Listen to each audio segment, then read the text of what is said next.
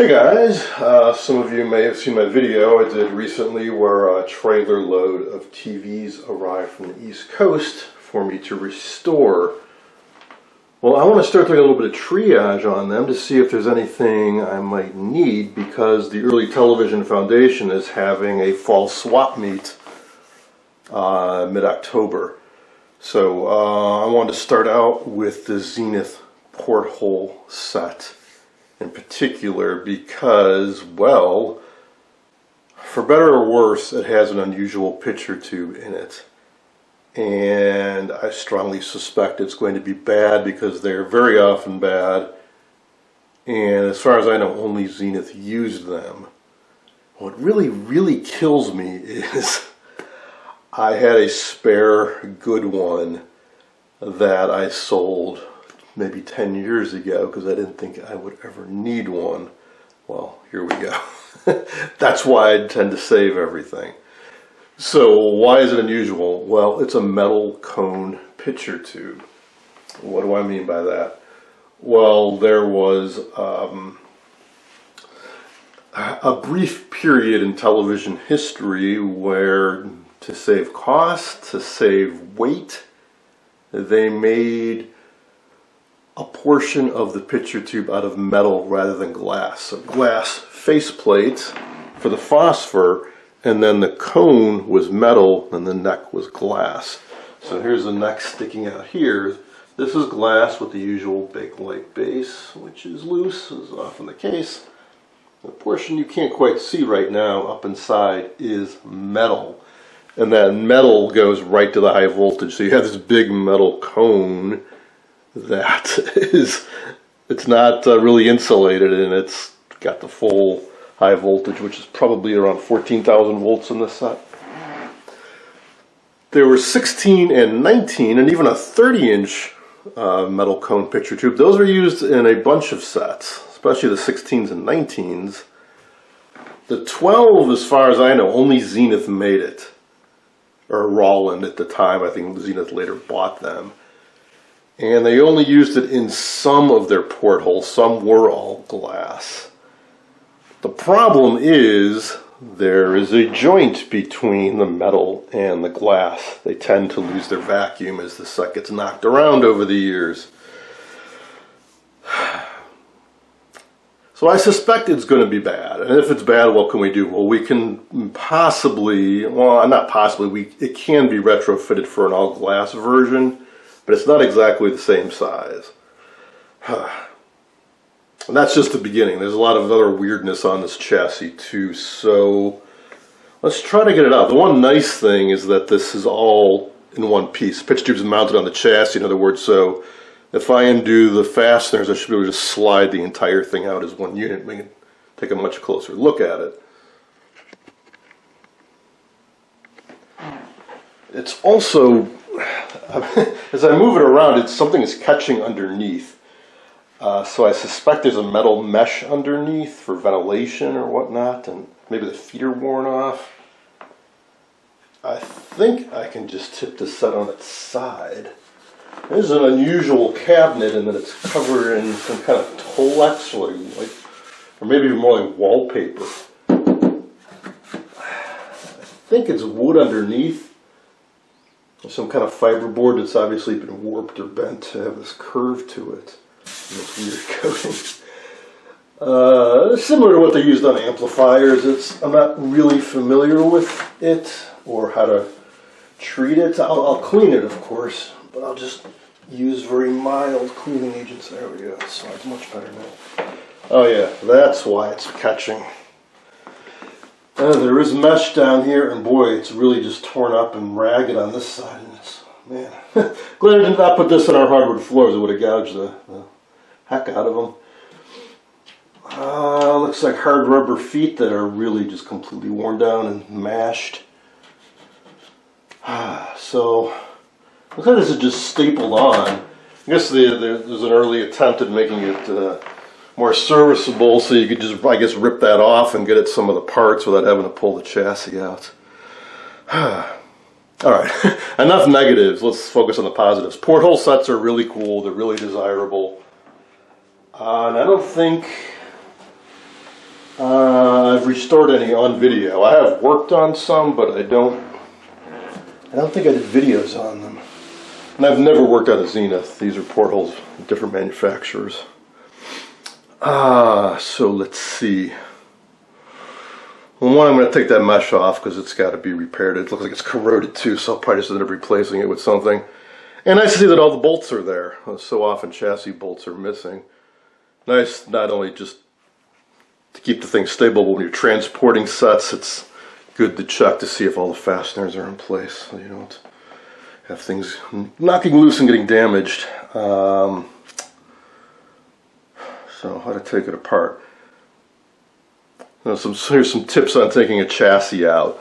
You don't want to just take these bolts out while it's on its side because the whole thing's going to drop down. And the picture tube is attached to the chassis, so that would not go well. What I'd like to do when I can is get it up on a table and hang it over the edge and undo the bolts one at a time until they're all out, and then slide the thing off. Of course, I'll have to take the knobs off to get the thing out. That is the metal cone, the CRT, type 12 UP4. That seam in the middle of the screen is the transition from metal to glass. And it's glass all the way to the base. So let's see if we have any life. Sorry about the echo. That's just the nature of this room, which is odd because it has carpeting.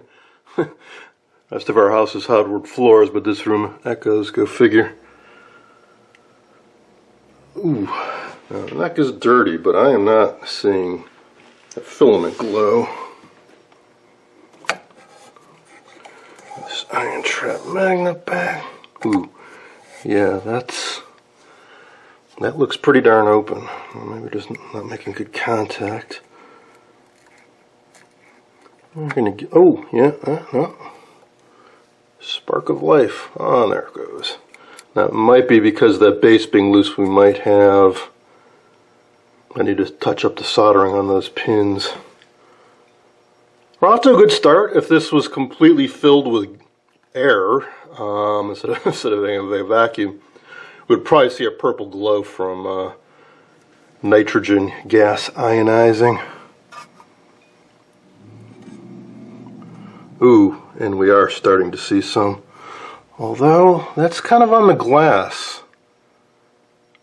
And it's kind of around where the slit is in the gun for the ion trap. So that might be alright. You may have seen that in power audio output tubes. Blue glow on glass, okay.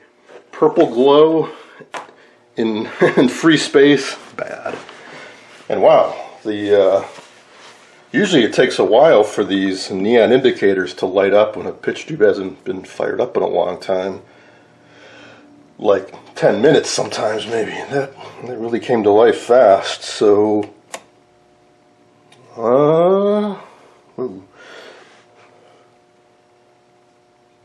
emissions are in the green and continuing to climb. Let's check cut off. And we have, wow,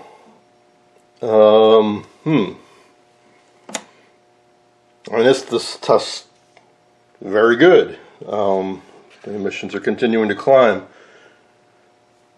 which makes me wonder, is this a replacement? I find it hard to believe that the original picture tube could test that good, that quickly, unless the set has been powered up recently, but I don't think it has. Huh. I mean, hey, I'm happy, I don't quite believe it yet.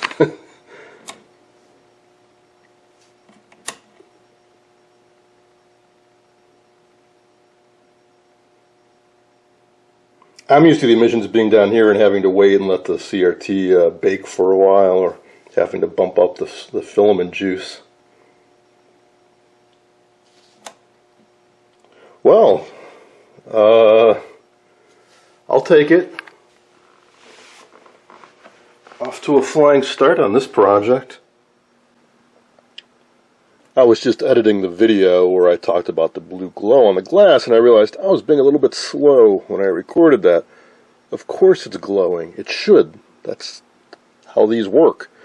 There's a slit and an angle to the electron gun, so it shoots electrons and any ions that may be inside, because it's never going to be a perfect vacuum. They're designed to shoot off to the side.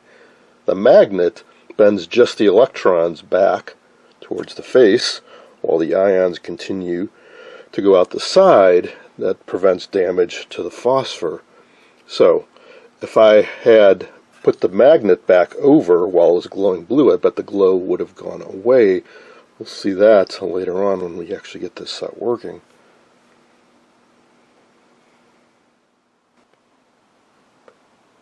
Another thing working in our favor is excellent service info. This is the riders, but I also have the original Zenith factory service info, and in fact I think the riders is just a reprint of the Zenith info. And this isn't an early volume, it's in volume 4, and I think that this model G2322 with the 23G22 chassis is the first porthole, or first model year for the portholes. They made them, I think, from 49 to 51, something like that. And this is the Claridge, the first one in this list. I'm not sure what the screen B versus C means. Maybe it's screen size. And for type, they have table, brown, pyroxylin. If I'm pronouncing that right, that must be what that coating is. So it's not Tolex. It's, I guess that's the trade name for it. Pyroxylin. Anyway, let's scroll a bit and you can see how odd it is. The way the circuits work isn't really that odd. It's the way they design the power supply.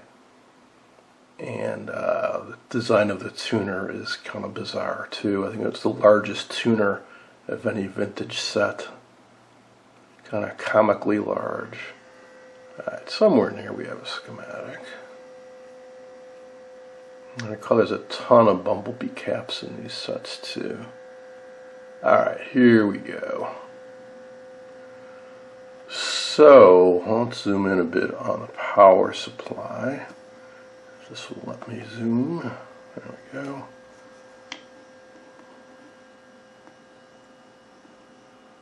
Okay, it's kind of confusing. Can we even tell what the... Okay, that's where the power comes in.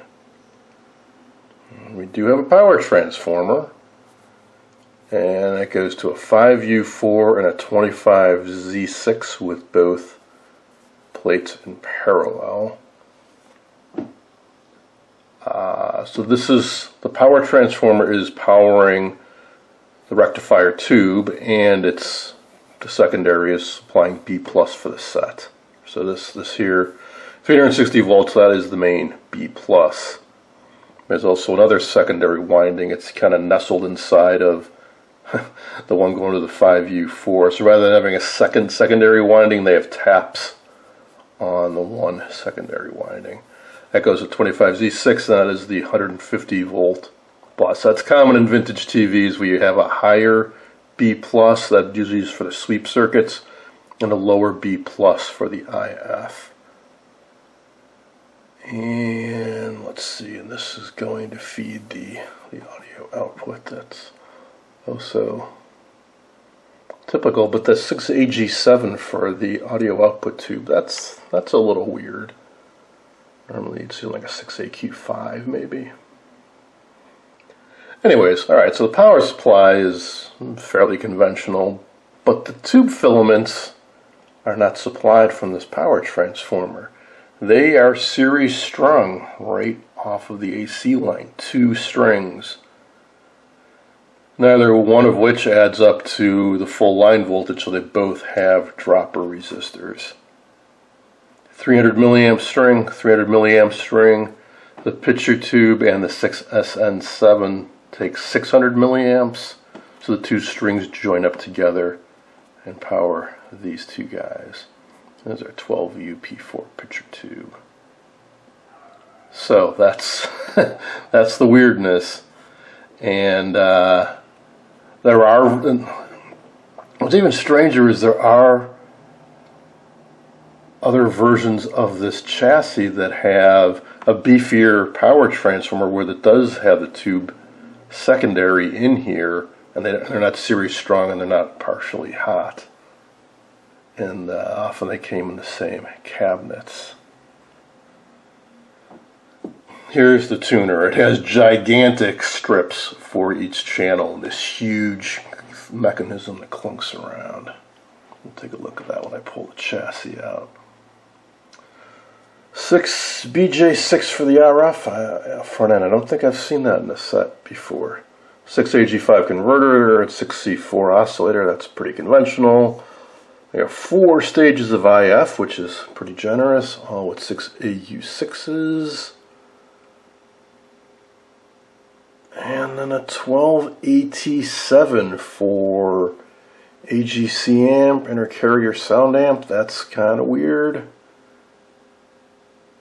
And this is also rather weird, and this may be a Zenith innovation. So one of the reasons this is so odd is Zenith was big enough that they had their own design team, and they did not license or borrow from RCA's design, which was kind of, or RCA's designs, I should say, which were kind of the gold standard at the time. Likewise, Motorola also went off and did their own thing. So some brands are really weird because they did things their own way, is what I'm trying to say. And Zenith was big enough that I think they even designed some of their own tubes, and I think this is one of them. So you may have seen, TVs use FM sound, just like an FM radio. So typically you'd see a ratio detector or a discriminator type circuit to turn the FM into audio. This uses something different. It's a gated beam tube. It's basically designed just for FM conversion. So there's one tube does everything. Sometimes for a ratio detector, you'd see a dual diode, a 6AL5, and probably then followed by an audio amp kind of tube or some IF stages before it. Anyways, there would be 2 or more tubes. There'd be more components around them. This one tube kind of does everything, and you don't need to adjust it it's easier to adjust. In particular, this has a buzz control. I think here they call it a bias control. TVs that use a 6BN6, a 3BN6, like Predictives use this too. They have a buzz control. TVs that use a ratio detector or other FM detection schemes do not have a buzz control. Oh, let's see, how about the rest? A 6AQ5 for the vertical output. That's a little weird too. That's usually used for audio output. Oh, and this also uses a similar output like a GE locomotive series strung set with a 19BG6 horizontal output and 25W for damper. That's to take up more of that line voltage for the series string. Finally, there is some detailed info about the 6BN6 in the service info, and apparently, yes, it was a Zenith development, the gated beam FM limiter detector. And they go into some of the principles of operation. I also found a technical presentation from 1949 by GE with a special thanks to Zenith, where they go into more depth about the theory of operation. I'll include a link in the description. It's an interesting read. So basically this combines the operation of 3 tubes into one and simplifies the alignment procedure.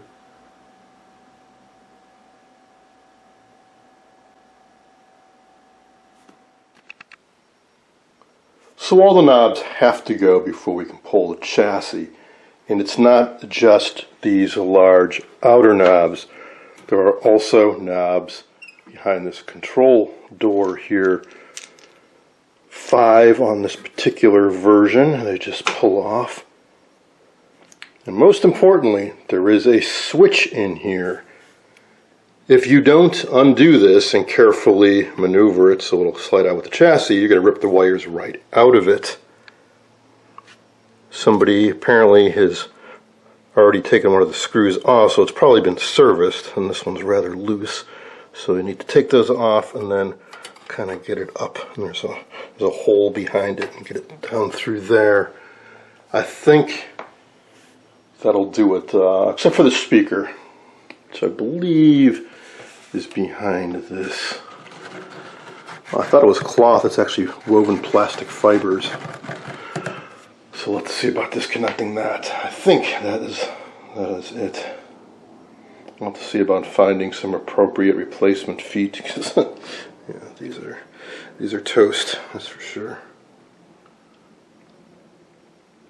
I just removed that wire mesh. It was stapled on, and I just pulled it off with no trouble, which gives the chance to take a look inside, and I immediately see we're going to have to deal with something unpleasant. That. This, I think, was the fine-tuning mechanism, which would have gone to the shaft. So that broke. You know, I don't think I've ever strung a dial, at least not on video, so that'll be an adventure. Otherwise, we see an assortment of caps. A little history lesson here. So there's an early paper type, and there's the type in a plastic tube, and classic bumblebee cap. And then this guy, which is, I think, a plastic or ceramic-y kind of tube, that pale color. They're all paper caps. They all need to go. And that, hiding up there, is a flyback. Now, you don't hear me talk about flybacks very often because I've rarely, if ever, encountered a bad one. The only one I can remember recently was in a GE800 where somebody else had replaced it and the replacement didn't seem to work quite right. But I know from what I've read and other porthole sets I've seen that the flybacks in these can look really miserable. Fingers crossed that it's good. Alright, so we have 4 bolts to take out. Trusty vintage socket set I picked up from an estate recently. There we go, that is the one we need. It is 3/8. So I will get to removing those.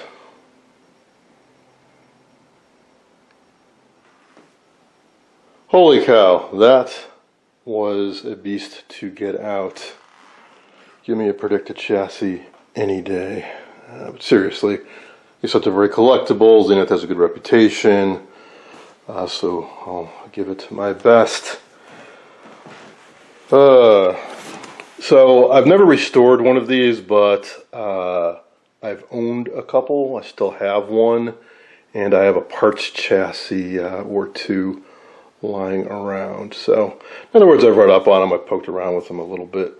So let's go over some of the unusual features. First off, we have this ridiculously large tuner, by far and away the largest tuner of any manufacturer. Let's see if we can get it to clunk. Ooh, I don't want to mess that up. It seems to be pretty frozen.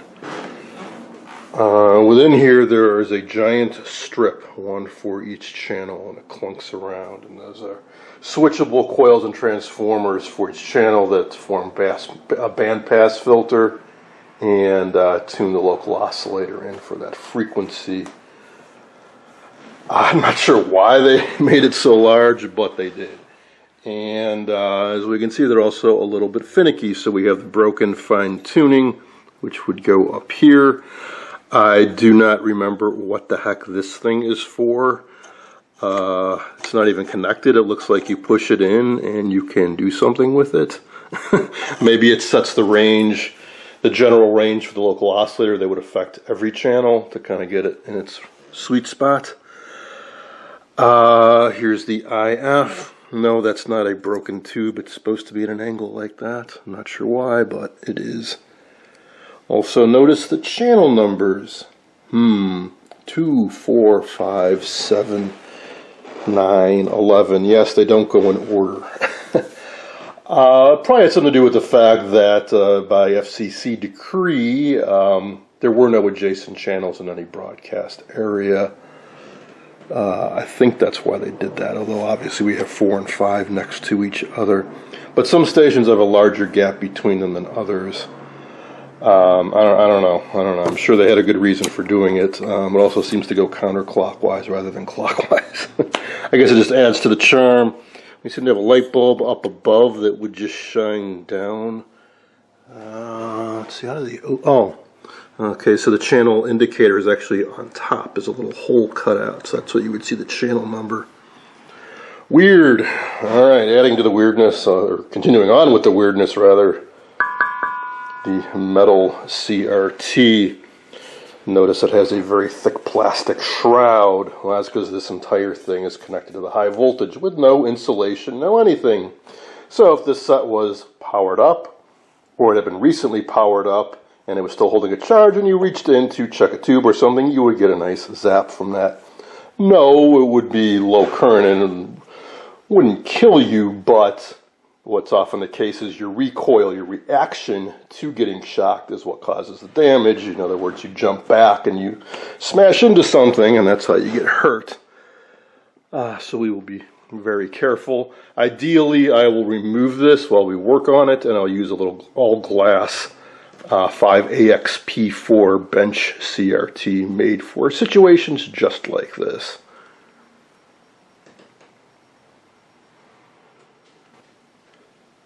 Now actually, aside from the messed up tuner, it's looking pretty good. Apparently it's never been serviced other than maybe some tubes being replaced.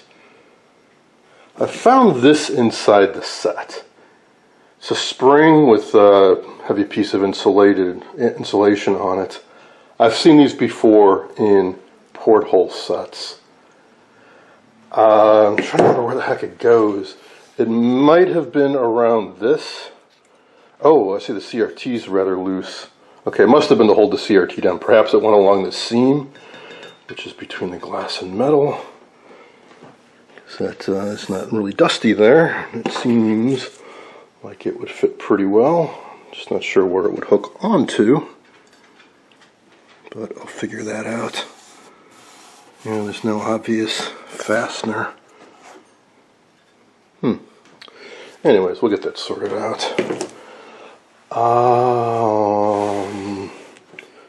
Now as far as the picture tube goes,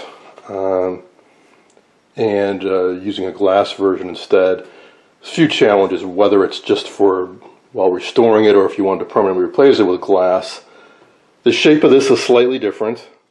The connector is different. The high voltage connector on this is just a clip going to this. Normally on a glass one there'd be a button with a high voltage lead that would snap onto it, so you would need to cut this off and replace it. While working on this, I'm going to have to rig something up. Maybe I'll just dig up the other type and replace this entire thing. I certainly don't want to cut this wire. So there's the tubes for the sweep. It's horizontal output tube, damper tube, high voltage rectifier. Yeah, there's no high voltage box. The flyback's directly under this. It is fused. And there's no cage. Because, hey, if you got all this high voltage here, why bother putting any cover over the high voltage rectifier? There's a plug there. I'm not sure what that's for. It might have something to do with that phone vision, or maybe it's an optional connector for something. I'm not sure. That's the main rectifier too. That'd be the 5U4, and this would be, I guess, the 25Z5, I think it was. And the electrolytics tucked under here. Big old, I don't know, lucite or something, plastic block under there. So insulation all around on this, down below. And then this stuff is all conventional. You would slide this around, perhaps for the focus adjustment, It appears to be a permanent magnet type focus, not an electromagnet. So there won't be a knob to adjust the current for the focus coil. Rather, you actually just move this whole magnet around. And this is the magnet for the ion trap, which I think was something like that before I moved it. Again, this base is loose. I want to secure that. To center the picture, this is a crude way of doing it where you tighten or loosen these 4 screws around this, which will cause the entire focus electromagnet to kind of move around a little bit. And of course, there's that transformer that's just for the B+ supplies. Let's take a peek at this chassis construction. As I mentioned earlier, this top is isolated from the bottom. There's some insulating material between the two, and they are fastened together at various spots around the perimeter. Downside to that is that it's a little flimsier than I am used to for a chassis. There's a little bit of give between the top and the bottom, so it actually flexes a bit. I'm not worried about this stuff, but when you're talking about a picture tube, I don't like the support to be flexing. We don't want any of this to crack, so I'll be careful when I move this thing around. Okay, we have a little problem. I figured out how the spring attaches. It's on this lucite block. There is a metal post sticking out. Hook the spring over the end of it. And you can see the shadow there. That's how I figured out where this is supposed to go. And it wraps around. The problem is it's broken off on this side. There's no metal post. Old brittle plastic, I imagine. To see it, I have or had a 12-inch parts chassis. I can't remember if I parted it out or not. I don't think I did. I think it's in the garage somewhere. So I'll have to go see if I have that part. That's why I save everything. Otherwise, I'll have to fabricate something or rig something up. I guess lastly, let's take another peek underneath the chassis. I'm supporting the picture tube because without that spring in place, it's a little loose. Putting this chassis on its side is not the safest thing to do. So I'm going to remove that picture tube as soon as I can. Alright though, let's take a look. So there's that flyback. It actually doesn't look too bad. I've seen far worse. We have some cracking on the wax ring. No big deal. Hopefully we have continuity and it is good. So it's a little bit protected, and you can see the flyback is underneath the chassis, and they do have a metal partitioning around it. Motorola does something very similar. Just a little cost-saving measure, I imagine. And there's the bottom half of the ginormous tuner, and now you can see the plates I was talking about. So each one of those large strips there is for a different channel. Otherwise, the rest is the usual. Replace the paper caps, check the resistors, replace them if they're out of tolerance. Have a few domino mica caps here and there.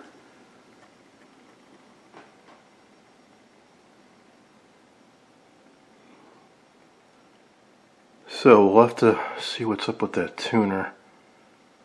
Considering how much mass there is to rotate around, it's probably just kind of seized up there.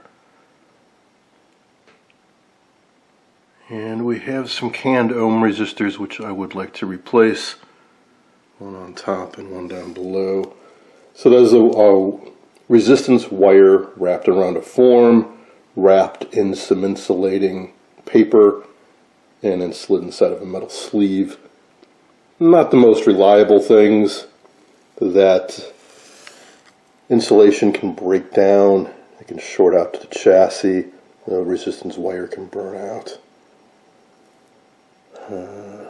And see, there's some power resistors floating around too. I suspect that and that might be the filament droppers. Either that or those big canned ohm resistors are. Not quite sure how hot they would get.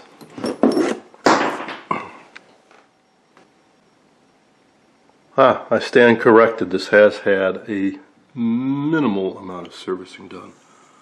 I see one replacement cap there for sure, that white one, and possibly that black one. Those are fairly old. Those could be repairs from the 50s, maybe 60s.